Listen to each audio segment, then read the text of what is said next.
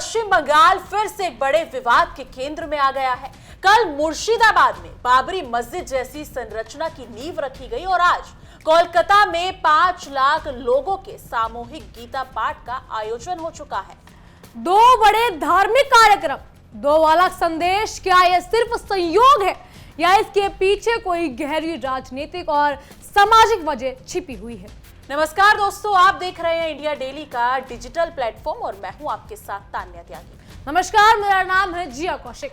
दोस्तों, क्या देश फिर से एक पुराने विवाद के केंद्र में आ गया है? पश्चिम बंगाल के मुर्शिदाबाद जिले में कल टीएमसी से निष्कासित विधायक हुमायूं कबीर ने बाबरी मस्जिद जैसी संरचना की नींव रखी, जिसमें लाखों लोग शामिल हुए। कई समर्थक हाथों में ईंटें लेकर शिलान्यास स्थल तक पहुंचे। इस घटना की तस्वीरें और वीडियो सोशल मीडिया पर काफी तेजी से वायरल हो रही हैं और केवल एक दिन बाद कोलकाता के ब्रिगेड परेड ग्राउंड में एक विशाल सामूहिक गीता पाठ कार्यक्रम संपन्न हो चुका है। इस आयोजन में करीब 5 लाख लोगों ने हिस्सा लिया और सनातन संस्कृति के संदेश को आम जनता तक पहुंचाया।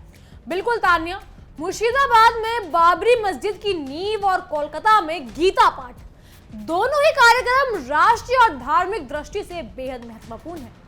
मुश्ताक मलिक ने बाबरी मस्जिद को समर्पित स्मारक और सामाजिक संस्थान बनाने की घोषणा की थी। उनका कहना है कि यह स्मारक किसी एक समुदाय के लिए नहीं, बल्कि सभी धर्मों और वर्गों के लोगों के लिए खुलेगा।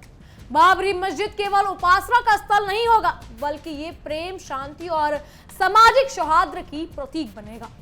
इसके साथ ही एक परिसर में शिक्षा, स्वास्थ्य और सामुदायिक सेवा से जुड़े कई प्रोजेक्ट भी शुरू किए जाएंगे। बिल्कुल दोस्तों, विशेषज्ञों का कहना है कि ऐसी पहल देश में धार्मिक सौहार्द और सामुदायिक सहयोग को बढ़ाने में मददगार साबित हो सकती है। इससे लोगों को यह संदेश भी मिलेगा कि धर्म के नाम पर समाज को बांटना गलत है और सभी धर्मों और वर्गों के लोग मिलकर सामाजिक और सांस्कृतिक विकास में योगदान कर सकते हैं। लेकिन साथ ही ये राजनीतिक और सामाजिक बहस का भी विषय बन गया है। सही कहा तान्या, मुर्शिदाबाद में हुमायूं कबीर की पहल और हैदराबाद में मुश्ताक मलिक की घोषणा ने इस मुद्दे को राष्ट्रीय बहस का नया आयाम दे दिया है। लोगों के बीच सवाल ये उठ रहा है कि क्या ये दोनों घटनाएं केवल धार्मिक पहल है या इसके पीछे राजनीतिक और सामाजिक संकेत भी छिपे हैं। मुर्शिदाबाद में शिलान्यास के दौरान समर्थकों को हाथों में ईंटें लेकर शिलान्यास स्थल तक जाते देखा गया। इस कदम ने बंगाल की राजनीति में हलचल पैदा कर दी है।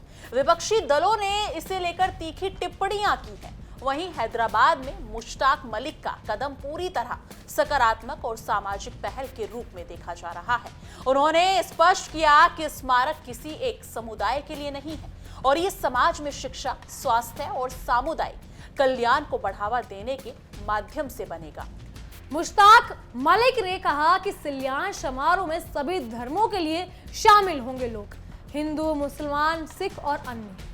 इसका मकसद ये संदेश देना है तान्या कि बाबरी मस्जिद केवल धार्मिक स्थल नहीं, बल्कि समाज में प्रेम और शांति का प्रतीक भी है। इसके अलावा इस परिसर में शिक्षा, स्वास्थ्य और सामुदायिक सेवा से जुड़े कई प्रोजेक्ट शुरू किए जाएंगे, ताकि समाज में सकारात्मक योगदान और लोगों के बीच सहयोग बढ़ सके। अब बात करते हैं कोलकाता के ब्रिगेड परेड ग्राउंड में हुए गीता पाठ की। ये कार्यक्रम सनातन संस्कृति संस्था की ओर से आयोजित किया गया था। इसमें करीब 5 लाख लोगों ने हिस्सा लिया, जो कि पिछले साल के 1 लाख लोगों के आंकड़े से कहीं ज्यादा अधिक है। कार्यक्रम में बाबा रामदेव, धीरेन्द्र शास्त्री और साध्वी जैसी धार्मिक हस्तियां भी मौजूद थी। कार्यक्रम की अध्यक्षता महामंडलेश्वर स्वामी ज्ञानानंद महाराज ने की, जिन्होंने गीता के संदेश और समाज में नैतिकता और आध्यात्मिक चेतना को बढ़ावा देने का संदेश दिया। इस विशाल कार्यक्रम का उद्देश्य लोगों तक गीता के संदेश को पहुंचाना और समाज में अनुशासन, नैतिकता और आध्यात्मिक चेतना को बढ़ावा देना है। आयोजकों ने साफ किया है कि इसका राजनीति से कोई लेना देना नहीं है। गीता पाठ के माध्यम से ये संदेश दिया गया कि धर्म केवल उपासना का माध्यम नहीं, बल्कि जीवन जीने की कला और समाज में शांति बनाए रखने का साधन है।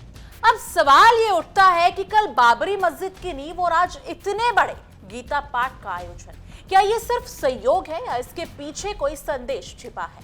राजनीतिक और धार्मिक विश्लेषक मानते हैं कि इतनी नजदीकी तारीखों में दो बड़े धार्मिक आयोजन होना अपने आप में संकेत माना जा सकता है। बिल्कुल तान्या, कुछ लोग इसे धार्मिक संतुलन के रूप में देख रहे हैं तो कुछ इसे आगामी चुनाव और राजनीतिक संकेतों से जोड़कर देख रहे हैं।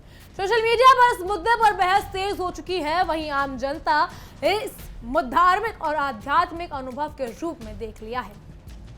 इतना ही नहीं, मुश्ताक मलिक ने बाबरी मस्जिद के नाम पर राजनीति के रंग भरने की आलोचना भी की है।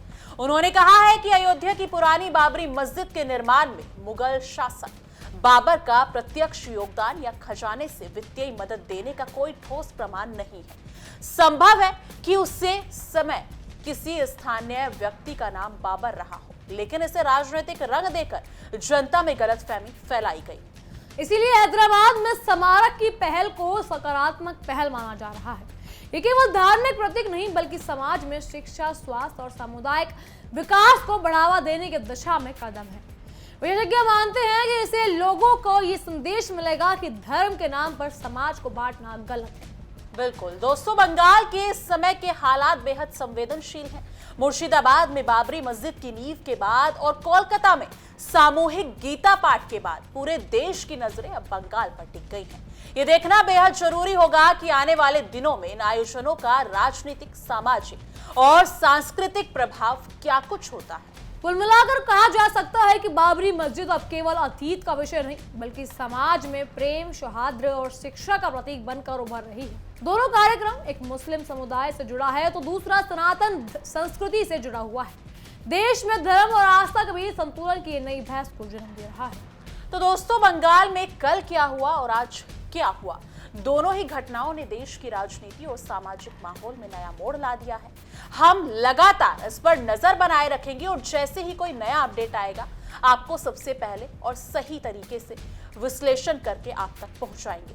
लेकिन इस मुद्दे पर आपकी क्या राय है? कल जो मुर्शिदाबाद में शिलान्यास की तैयारी की गई थी और आज कोलकाता में गीता पाठ हुआ है, उसको लेकर आप क्या सोचते हैं? आपके क्या विचार हैं? कमेंट सेक्शन में अपनी राय जरूर साझा कीजिएगा। बाकी देश और दुनिया की तमाम बड़ी खबरों के लिए देखते रहिए इंडिया डेली और हमारा खास शो तहकीकात, हर खबर की तह तक।